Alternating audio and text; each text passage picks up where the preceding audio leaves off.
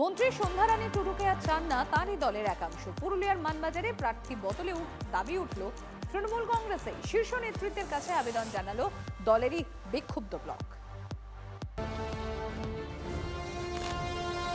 মন্ত্রীর বিরুদ্ধে সরব দলেরই একাংশ। প্রার্থী বদলের দাবি তৃণমূলের অন্দরে। বিধানসভা ভোটের মুখে তৃণমূলের চরম কোন্দল। আমরা প্রথমত জেলা নেতৃত্ব এবং রাজ্য নেতৃত্বর কাছেও গিয়েছিলাম।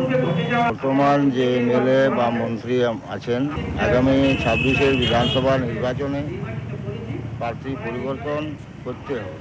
2011 সালে বাম সরকারের পতনের পর থেকেই মানবাজার তৃণমূলের শক্ত ঘাঁটি। সেই বছরই প্রথম তৃণমূলের টিকিটে জয়ী হন সন্ধ্যারানী টুডু। সেখান থেকেই 3 বার তৃণমূল বিধায়ক। বর্তমানে পশ্চিমাঞ্চল উন্নয়ন দপ্তরের স্বাধীন দায়িত্বপ্রাপ্ত প্রতিমন্ত্রী। কিন্তু এলাকার তৃণমূল নেতাদের একাংশের অভিযোগ, সন্ধ্যারানী টুডু উন্নয়নের কোনো কাজই করেননি। বদল করতে চাইছি, আমরা চাইছি না। দেখুন, ব্যাপারটা যে এলাকার মানুষ চাইছে, এলাকার মানুষের কিছু কিছু চাহিদা আছে, প্রাথমিক চাহিদা, যেগুলা আমরা পূরণ করে উঠতে পারি না। সেই জন্য হয়তো একটা যে আমাদের মন্ত্রী কিছু কাজ করছে না, তাহলে আমরা এবারে পরিবর্তন করবো। দলের কাছে দাবি তুলেছি, আমরা মন্ত্রীর কাছেও আমরা দাবি জানিয়েছি। তৃণমূলের একাংশের অভিযোগ তুলে ধরে বিজেপির দাবি, বিরোধীদের অভিযোগই প্রমাণিত।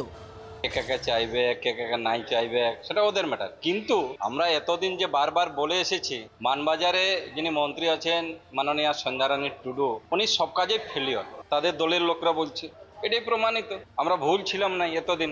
দলের কোন্দলের কথা স্বীকার করে নিয়েছেন খোদ সন্ধ্যারানী টুডু। 24-এ লোকসভা ভোটের নিরিখে পুরুলিয়ার মানবাজারে এগিয়ে তৃণমূল। সামনেই বিধানসভা ভোট, তার আগে তৃণমূলের কোন্দল কাটা। কিন্তু ঘাস ফুলে সেসব কাটা কি ঢাকা পড়বে? তপন হালদারের রিপোর্ট, TV9 বাংলা।